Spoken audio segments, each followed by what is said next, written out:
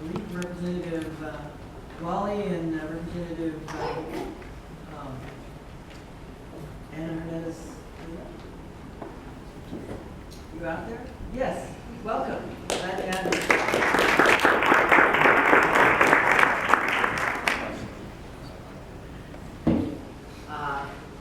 You're subbing in for the controller today. That's right. Okay. Mayor, Councilmember, good morning. I'm pleased to present the monthly financial report for the period ending September 30th, 2013. In the general fund, the Comptroller's Office is projecting an ending fund balance of $163.2 million. This is $18.6 million lower than the projection of the Finance Department. The difference is due to an $18.6 million revenue projection difference. Based on our current projections, the fund balance will be $25.2 million above the city's target of holding 7.5% total expenditures, excluding debt service and reserves. The major differences are in 6 categories. First, industrial assessments are $1 million lower, as the Comptroller's Office is using a lower collection rate than Finance. Second, sales tax revenues are $9.3 million lower, as the Comptroller's Office is using Dr. Gilmer's April 2013 growth estimate discounted by 1%. Third, charges for services are $1.7 million lower. The Comptroller's Office is projecting slightly lower ambulance collections. Fourth, municipal courts are $2.4 million lower, as the Comptroller's Office expects lower ticket issuance than Finance. Fifth, interest is $1 million lower, reflecting lower cash balances and lower interest rates. And finally, sixth, miscellaneous other is $1.3 lower due to one-time revenues. Expenditure projections in total had not changed over last month's projection, although there were several budgeted transfers from general government, $6.4 million in total, to various departments.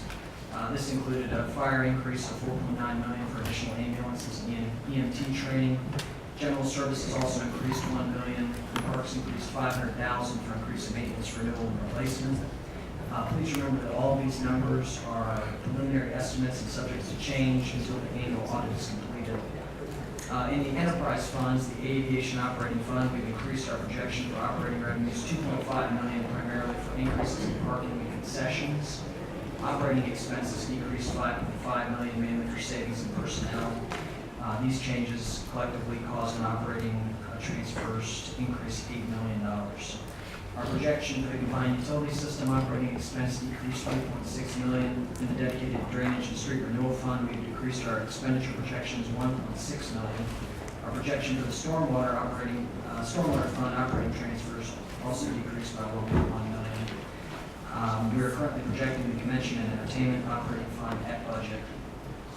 We'll move on into the quarterly investment report. As of September 30th, the city had approximately $2.9 billion invested in our general investment pool. This is primarily a short-term bond fund that holds investments of very high credit quality. Fitch recently rated the pool its highest rating at AAA. The investments are $244 million higher than last year, and as of September 30, the general pool is yielding 0.908%, which is up from 0.813% yield in the prior quarter. And finally, looking at our swap report, we included in this month's MOPAR, as required by the city swap policy. The city had a net interest earnings for the first 2 quarters of fiscal 2014 and September 30th, 2013 from its swaps of $883,954 in revenue. It's important to note that the swap negative values have decreased by over $100 million since this time last year, so that's a really positive thing for the swap agreements. This concludes my report for the monthly financial operations report, the quarterly investment report, and the quarterly swap report. Good morning. This is the 3+9 financial report for the period ending September 30th, 2013. Our 2014 projections are based on 3 months of actual results and 9 months of projections. We're currently projecting ending fund balance of $181.8 million, which is approximately $1.4 million higher than last month and represents 9.9% of expenditures less debt service. This fund balance is based on the FY 2013 unaudited preliminary ending fund balance. In revenues and other sources in the general fund, our projections increased $630,000. That was a result of a $1 million increase in our mixed beverage tax projection due to a change in allocation from the state to cities and counties. On other side, our intergovernmental revenues decreased by $370,000 due to reallocation of federal funds. We agree with the controller on the expenditure projections. He noted, the deputy controller and the controller on the expenditure projections. He noted the transfers that we had in the general fund. We agree with all the projections in the enterprise funds. So I will skip all the way to special revenue funds, where in the building inspection fund, our expenditures decreased by $377,000, and that's mainly due to delays in filling vacant positions. Thank you very much. That concludes our report. Chair recognizes Councilmember Pennington. Thank you, Mayor. I have two questions for Mr. Brown. The first is, as you know, there's a projected deficit for next year's budget based upon the mayor's submission at the time we approved this year's budget. And I just wondered what the role of the Comptroller's Department is during the budget period, what sort of suggestions that you will make, or investigations that you will make to try to close that number to balance the budget. Great question. I think our role is primarily in the budget process is advisory role, and what you'll see us doing is making comments related to projected budget, but as you know, our formal role is limited in the budget process, but we will continue to review proposed budgets and offer our advice. Okay. And do you make suggestion, I know you're doing audits of various departments, do you take into consideration, the cost of operating those departments, the efficiencies of operating those departments? Do you make any recommendations that might affect cost savings or efficiency savings? Yeah, absolutely. Through our audits, we will look at the different departments. All of those are performance and cost-saving audits. We've done a number of those throughout the year and previously during the controller's term. So we'll continue to do that and look for improvements in cost savings and operational efficiencies. The second question relates to the negative value of the swaps. I believe you said that is improved by $100 million. Congratulations. Will there, at what point will we have to recognize the losses on the cash flow of the city? Well, right now the cash flow is a positive cash flow with a negative fair value, but that has to do with the yield curve. So right. We're seeing, positively sloped yield curve as rates in the short end of the curve continue to rise. We'll start to see a reduction in that cash payment. And we'll also see on the long end of the curve a reduction in the negative fair value. So I think when we entered into the swap agreement, it was around 3.78%, something around there. As we start to see short-term rates rise, and we get back to where we were when we entered into the agreement, we'll see a flat fair value, and we'll try and exit out of those positions. So there's no cash impact on the city's budget with regard to the lower evaluation? No, we're actually receiving cash. We received, I think, about $8 million last year in positive cash flow. And that's a mark-to-market again with a negative fair value. We don't have any risk to unwind that. It's only a counterparty risk. So if for some reason, we got downgraded with our debt, there might be an issue there. But otherwise, there's no reason to terminate those early. We're hoping that rates continue to rise. And that Do those swaps extend over the life of the bonds, which I presume are serial bonds, and so they won't all be maturing at the same time? That's right, yeah. Thank you very much.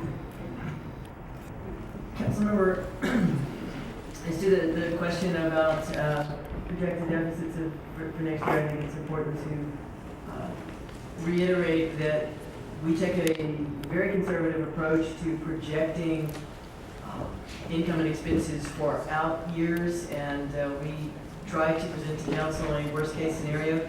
By no means do we expect to have an $81 million deficit next year based on the current revenue picture, but it's always our policy, and it is the controller's policy as well, to always prepare council for the worst, which is why we go with a very conservative revenue projection and a rather generous expenditure projection for that. Well, that's good news, Mayor. I presume you'll be presenting some proposed numbers to us in the near future. Thank you. Vice Mayor Pro Tem Bradford. Thank you. Thank you, Mayor. Directed now, Mr. Brown, thank you for your presentation. Mr. Brown, some time ago, a request was made at the Comptroller's office to do an audit of Rebuild Houston, Prop 1, Renew Houston, Rebuild Houston now. And my inquiry has to do with the status of that audit and when can we expect to see the results of that audit, specifically to help us try and resolve the issue about the utilization of some of the funds as it relates to the specific ballot language and whether that ballot language will help us kind of put the rest around the table, whether the funds are being utilized within the authority of the ballot language or not. So what's the status of that audit, please? We're currently in process with that. We're hoping to have something wrapped up. As you know, it's quite complicated. We've been looking at multiple aspects of the agreement, and basically should have something hopefully by the end of the year, if not the beginning of next year.